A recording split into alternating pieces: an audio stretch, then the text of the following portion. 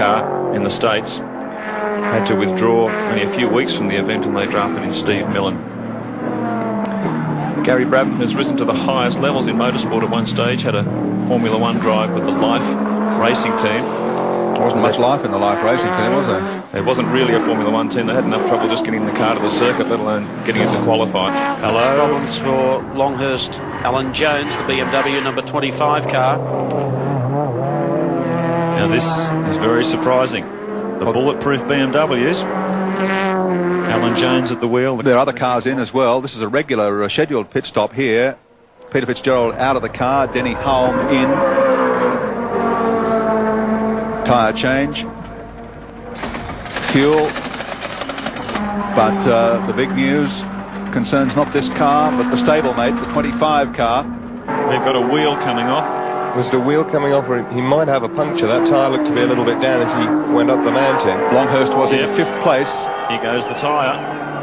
He's about to lose it. The 20 car was in 10th place. I've seen Dick Johnson in a similar situation in his Mustang several years ago, and he managed to hold it all together. Well, Larry Perkins at the wheel at the time, and bring it down the mountain safely. But there's no guarantees here. That tyre is going to get shredded very badly by the time he's down toward the pits. Oh. Car 20 has left the pits with Denny Hulme at the wheel. That is a rotten piece of luck for BMW, running so strongly at 3rd position at one stage.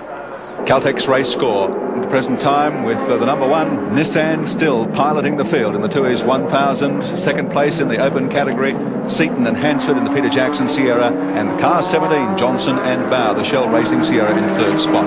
3 litre category still led by Longhurst and Jones, despite the loose wheel from Tony. Fitzgerald and Hulme, the teammates, in 2nd place, and Cotter and Dillman, big effort there, still running 3rd in the 3 litre category. In the 1600cc class, Full and Morris still leading. Forshaw and Vorst have moved up in that category to 2nd position, and Searle and Griffiths holding down 3rd spot. Just made it. Just. And this is the critical thing for the BMW team. If this tyre's done any damage under there, they'll drop a heap of time. Dropped a couple of places crawling to the pits from 5th down to 7th when he came in. That's time they can't afford to lose. The race strategy for this car was to go absolutely flat shot with one hiccup. Okay, fresh rubber on. Meanwhile, Tony Longhurst has stepped in to replace Alan Jones. The car's been in the pits for 40 seconds and out in 44. So that's pretty flash, isn't it? Last year's winners. Regulation stopped by the look of it.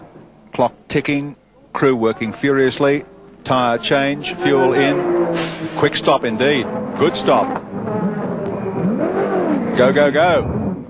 Pitted in 3rd position. Rejoined the race in 4th position. And a stop of 27.31 seconds. That is a ripper.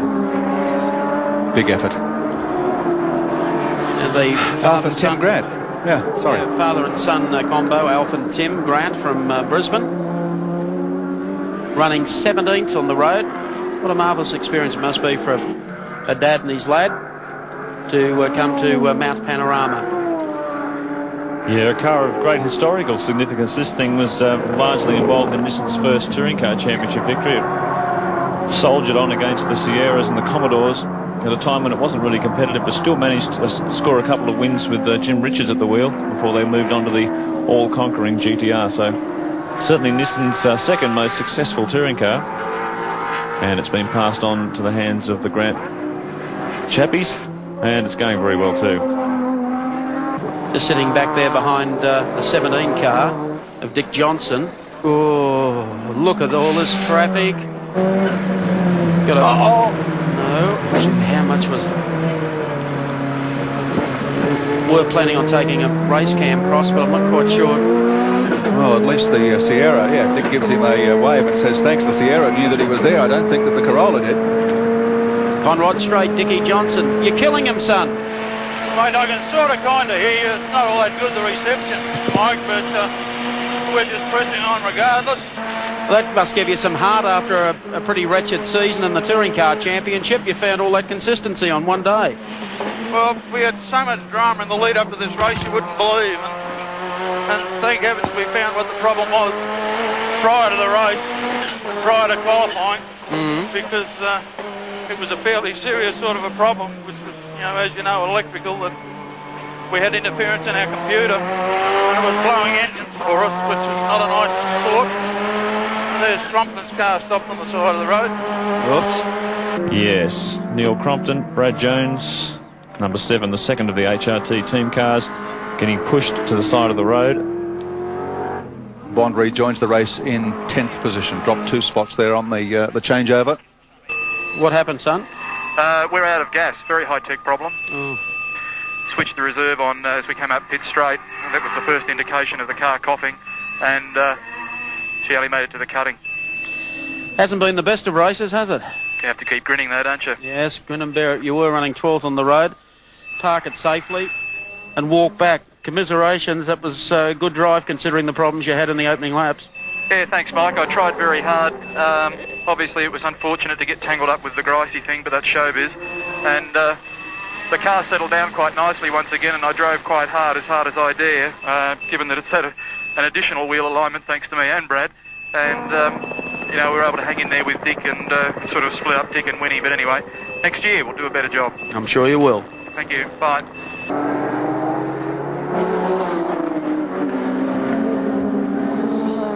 Brad Jones we just saw in the Holden team pit. I think we might try a little communications trickery. Brad, you got a headset on there? Yes, can you hear me all right, Wilco? Yes, mate, got you fine, loud and clear. Crompton sitting up the top there in the car, very disconsolate, obviously, as you are. You want to have a chat to him? Well, might as well. I haven't got much else to do here at the moment. Neil? G'day, mate.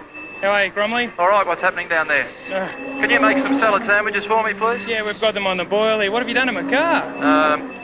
We've run out of gas, mate. Oh, well. It's not over yet, because I'm going to try and get the nose of the thing downhill so the pumps can pick up. And then select reverse and smoke the bags, basically. Bag it across the top. Yeah. Wasn't going too bad, was it? Well, no, we were kicking a few goals, considering the handicap we got off to at the start of the day. Yeah, with you in the car. Yeah, and then you. Sorry, Thank mate. you, Cromley. Listen, I'm going to make a horrible noise here for a minute, so go away and have a chat to Wilco about his hairdo or something. Yeah, thanks. See you, Cromley.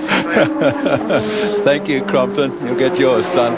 4's in as well, the GIO Nissan GTR. Looks like he's hit something, whether a rock's hit the headlight or something, but there's damage on the front of the car. And this is the pad change for the GIO machine. Driver change, Rowan Onslow out of the car, Mark Gibbs back in. They've had a relatively trouble-free run all day. They were looking strong in 5th position when they came in for this stop. Yeah, they're giving something a nudge. It fortunately just looks like a nudge and nothing more. Hopefully no damage inside the engine bay there. Well, they've got it all strapped up with race tapes. That'll hold it together. Otherwise, a reasonably slick stop. Car 19 here is in 35th position. Grice is in 3rd position. Let's hope, yes, he does the decent thing and gives him right away as they line up on the straight.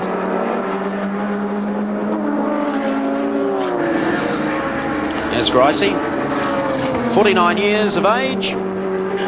Doesn't everyone live in Queensland? Yep. Career highlights: Australian Sports Sedan Champ 78-79 on the Amscar Touring Car Series in 82, and of course the Tooheys 1000 in 86 and 90, a dual winner, then backed up to win